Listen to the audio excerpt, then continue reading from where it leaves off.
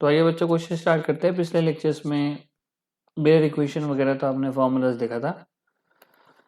देखिए, the focal length of a concave mirror is F. तो कौन से मिरर की बात की जा रही है? Concave mirror. तो सबसे पहले हम लोग डायग्राम बना लेंगे। तो यहाँ पे कनकेव मिरर की बात की जा रही है, ठीक है। तो ये हमारा बन गया कनकेव मिरर और इसकी फोकल लेंथ है एफ। तो चलो यहाँ पे हमने ये एफ फोकल लेंथ बना दिया। And the distance from the object to the principal focus is X. अब ऑब्जेक्ट की जो डिस्टेंस है वो प्रिंसिपल फोकस से x है। तो मान लीजिए यहाँ पे ऑब्जेक्ट रखा हुआ है और ये जो डिस्टेंस है ये प्रिंसिपल फोकस से ये दूरी है x। तो ये जो टोटल डिस्टेंस हो गई, ये टोटल डिस्टेंस हो गई f प्लस एक्स। तो हमें बोला है ratio of size of the image to size of the object. तो हमें size of the image by size of the object निकालना है, या फिर हमें ये निकालना है height of the image by height of the object, ठीक है ना। तो ये चीज हमें निकालनी है। अब देखो, इसको क्वेश्चन को सॉल्व करने के पहले, जैसे कि आपको पता है कि कुछ रे डायग्राम्स भी होते हैं, तो क्वेश्चंस के अंदर ही हम आपको सारे रे डायग्राम्स बना के दिखा देंगे, ठीक है ना। अब देखो यहाँ पे क्या क्या कंडीशन हो सकता है, सबसे पहले तो हम आपको बताते हैं। देखो, पहला कंडीशन क्या होगा? पहला कंडीशन ये होगा कि ये जो ऑब्जेक्ट है ये मान लीजिए कि सेंटर ऑफ कर्वेचर के पीछे है, ठीक है ना। अब आपको पता है कि कोई भी रे ऑफ लाइट, हम लोगों ने क्लास 10 में पढ़ा हुआ ऑलरेडी, कि कोई भी रे ऑफ लाइट जो प्रिंसिपल एक्सिस के पैरेलल जाती है वो हमेशा कहां से निकलेगी? फोकस से निकलेगी, ठीक है ना। नेक्स्ट, अगर अपन इंपॉर्टेंट बात अपन यहाँ पे देखें, तो अगर कोई भी रे ऑफ लाइट अगर यहाँ पे इस तरीके से हम निकालते हैं, हमेशा याद रखना कि इमेज बनाने के लिए दो रे ऑफ लाइट ही बहुत होती है, ठीक है ना। अब ये देखो, है ना। अब अगर इसको अपन एंगल ऑफ इंसिडेंस बना ले तो एंगल ऑफ इंसिडेंस और एंगल ऑफ रिफ्लेक्शन दोनों बराबर होंगे। तो ये जो रे ऑफ लाइट होगी ये कुछ इस तरीके से निकलेगी। तो एंगल ऑफ इंसिडेंस और एंगल ऑफ रिफ्लेक्शन को बराबर बनाते हुए और ये रे ऑफ लाइट कुछ इस तरीके से निकलेगी और इमेज जो होगी ये यहाँ बन जाएगी, ठीक है ना। इमेज जो होगी ये यहाँ पे बन जाएगी। अब देखो, रे ऑफ डायग्राम मेरा बहुत सुंदर तो नहीं बना, लेकिन हमेशा याद रखना है कि ये जो इमेज, देखो ये इमेज को पता लग गया है कि image is between C and F, और ऑब्जेक्ट जो है वो बियॉन्ड सी है। Image is between C and F. Next, वास्तव में दोनों रे ऑफ लाइट मिली है तो इमेज इज रियल, इमेज उल्टी बनी है तो इमेज इज इन्वर्टेड। और ये जो इमेज बनेगी ना, ये हमारी, आप देख पा रहे हो कि ये लंबा है और ये छोटा है ना, लगभग ये थोड़ा सा तो छोटा ही है। तो इमेज इज डिमिनिश्ड। कैसी है? इमेज छोटी बनी है या फिर इमेज इज डिमिनिश्ड, है ना। डिमिनिश्ड का मतलब होता है कि ऑब्जेक्ट से थोड़ी छोटी बन गई। तो और ऑब्जेक्ट कहाँ है? Object is beyond C. अब बियॉन्ड सी का मतलब है कि इनफाइनाइट से लेके सी के बीच में कहीं भी हो सकता है। तो जो इमेज बनेगी हमारी वो छोटी बनेगी, इन्वर्टेड बनेगी, रियल बनेगी और सी और एफ के बीच बनेगी। अब इसके बाद एक और केस आ सकता है यहाँ पे। एक और केस आएगा कि जो ऑब्जेक्ट है वो अगर सेंटर ऑफ कर्वेचर में ही रखा हो, ठीक है ना। ये हमारा मान लीजिए सी, ये हमारा मान लीजिए एफ। अब ये एक रे ऑफ लाइट गई, ये इस तरीके से यहाँ पे निकल गई। अब एक और पॉइंट हम आपको बताते थे कि कोई रे ऑफ लाइट अगर फोकस से गुजरती है तो वो दोबारा प्रिंसिपल एक्सिस के क्या हो जाएगी? पैरेलल हो जाएगी। तो देखो, अगर ऑब्जेक्ट, तो अपन यहाँ पे लिख देंगे ऑब्जेक्ट इज एट सी। तो अगर ऑब्जेक्ट सी पर है तो इमेज भी सी पर ही बनेगी, इमेज भी सेंटर ऑफ कर्वेचर पे ही बनेगी। इमेज जो बनेगी वो रियल बनेगी, इमेज जो बनेगी वो इन्वर्टेड बनेगी और image will be size of object, ठीक है ना।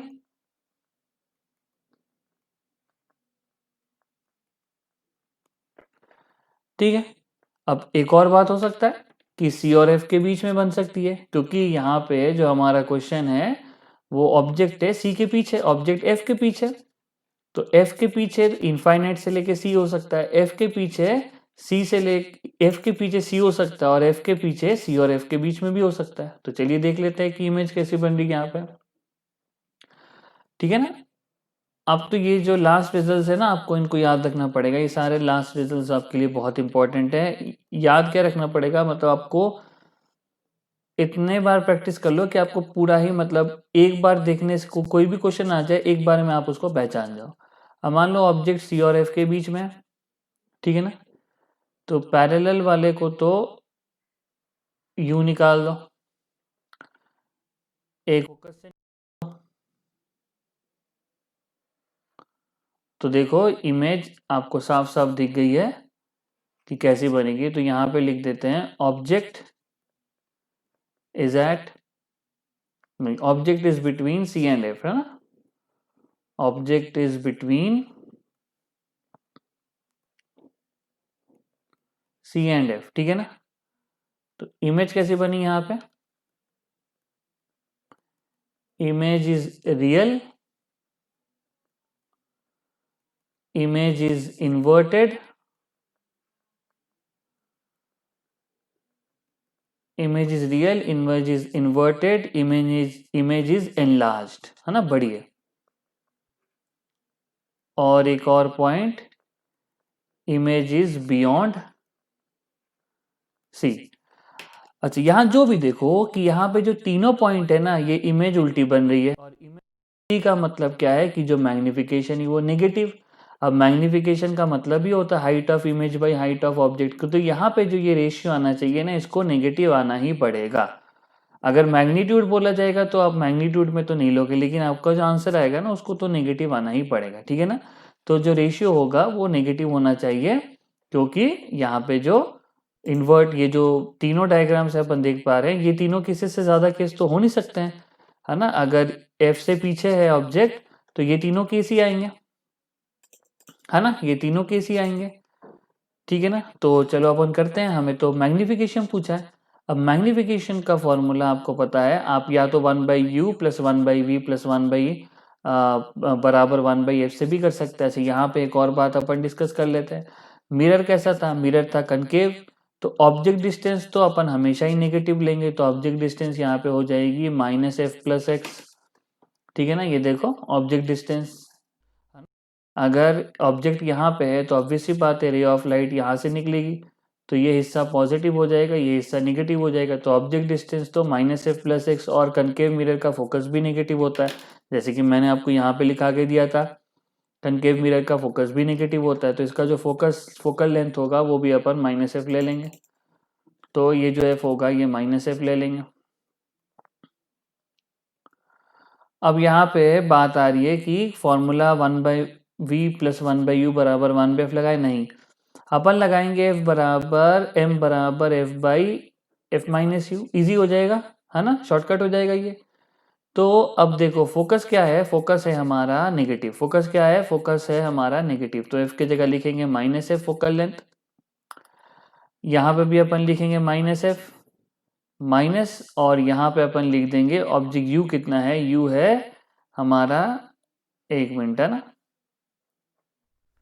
ये अपन ने यहाँ लिख दिया माइनस, और ये ब्रैकेट में ये माइनस, एक और ब्रैकेट ओपन किया f प्लस x, और ये ब्रैकेट क्लोज, ठीक है ना। आप देखो मैंने यहाँ पे क्या क्या किया, और ये ही होता है मैग्निफिकेशन, होता है height of the image by height of the object, जो कि मेरे को निकालना था।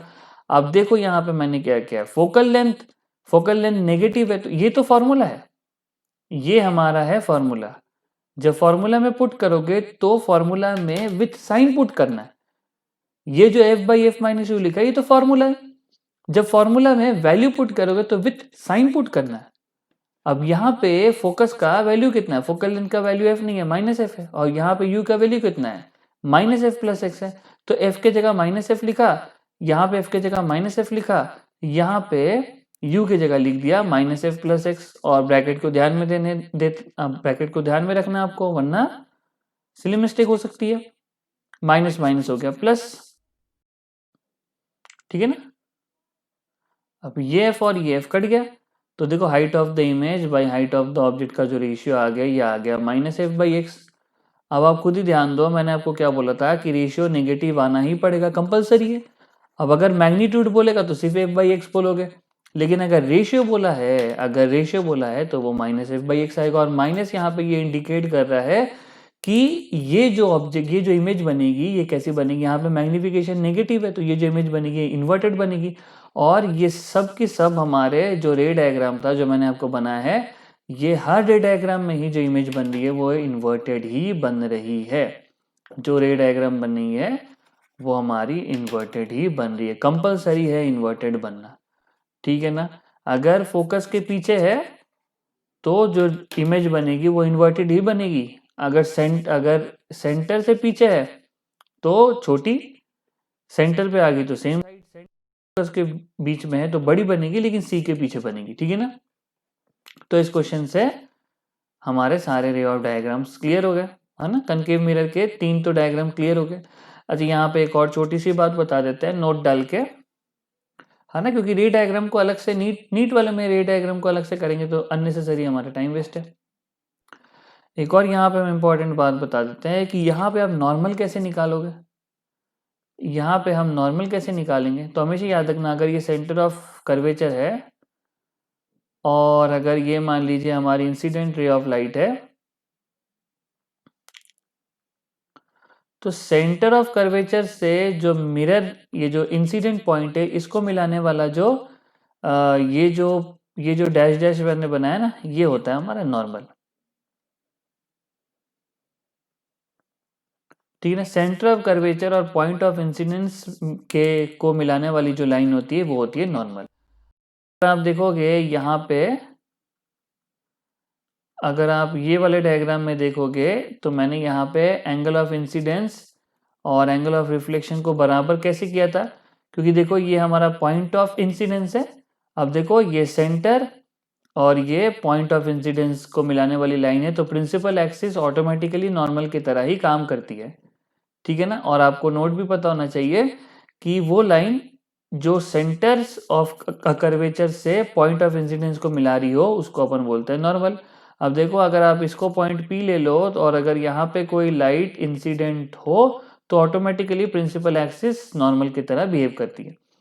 तो अगर ये एंगल थीटा होगा और ये रे ऑफ लाइट ऐसे निकलेगी तो ये एंगल भी कितना होना पड़ेगा, थीटा ही होना पड़ेगा, ठीक है ना। So the line joining C and the point of incidence is known as normal for spherical mirror, है ना। स्फेरिकल मिरर के लिए ये नॉर्मल की तरह, ठीक है ना। नोट आपको पता होना चाहिए। तो आइए एक और अगला सवाल करते हैं, और अगला सवाल अपन कन्वेक्स मिरर के लिए करते हैं, तो उसके भी 1-2 डायग्राम हम लोग देख सकेंगे यहाँ पे, ठीक है। आइए तो कन्वेक्स मिरर पर क्वेश्चन करते हैं, जैसे कि मैंने अब हम बात कर रहे थे। Find the position, magnification and nature of the image of object placed at a distance 8 centimetre from convex mirror. Convex मतलब डाइवर्जिंग मिरर, और इस कन्वेक्स मिरर का रेडियस ऑफ कर्वेचर है 24 सेंटीमीटर। तो ये हमारा कन्वेक्स मिरर, ठीक है, और ये इसका रेडियस ऑफ कर्वेचर जो है ये 24 सेंटीमीटर है। तो कॉमन सेंस है जो फोकस होगा उसका आधा हो जाएगा, तो फोकल लेंथ जो होगी 12 सेंटीमीटर हो जाएगी। अब ऑब्जेक्ट जो है वो यहाँ पे है 8 सेंटीमीटर पर U, तो रे ऑफ लाइट यहाँ से निकलेगी तो ये हिस्सा पॉजिटिव हो जाएगा, ये हिस्सा नेगेटिव। तो U बराबर यहाँ पे U मैंने आपको बताया था ना -8 हो जाएगा, U हमेशा नेगेटिव लेंगे, और इसका जो फोकस होगा ये अपन ले लेंगे 12 सेंटीमीटर। बोला क्या है, position, magnification, nature of the image, तो इमेज निकालनी है, मुद्दे की बात ये है। तो पहले रे डायग्राम, तो देखते हैं रे डायग्राम हमें क्या क्या बोल रहा है, पहले ये देखते हैं। तो ये हमारा कन्वेक्स मिरर बन गया, ये अपना बन गया प्रिंसिपल एक्सिस, ये हमारा ऑब्जेक्ट। अब जो भी ray of light principal axis के पैरेलल होगी वो या तो फोकस से निकलेगी या तो फोकस से निकलते हुए महसूस होगी। तो ऐसा लगेगा कि ये रे ऑफ लाइट यहां से निकल रही है और ये पॉइंट हो गया मेरा फोकस। फिर मैंने आपको बताया था ना कि अगर कोई लाइट मान लीजिए इस तरीके से यहाँ पे पोल पर